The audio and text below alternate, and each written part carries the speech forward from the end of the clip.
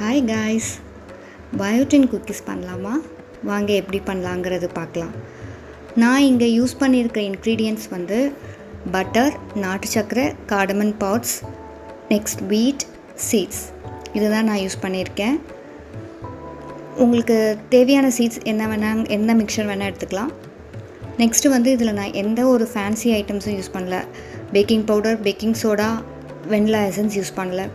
நீங்கள் இதை யூஸ் பண்ணி நான் இப்போ கொடுத்துருக்க இன்க்ரீடியன்ஸ் பண்ணி உங்களோட குழந்தைங்களுக்கெல்லாம் கொடுக்கலாம். பிகாஸ் எந்த ஒரு ப்ரிசர்வேட்டிவ்ஸ் கிடையாது.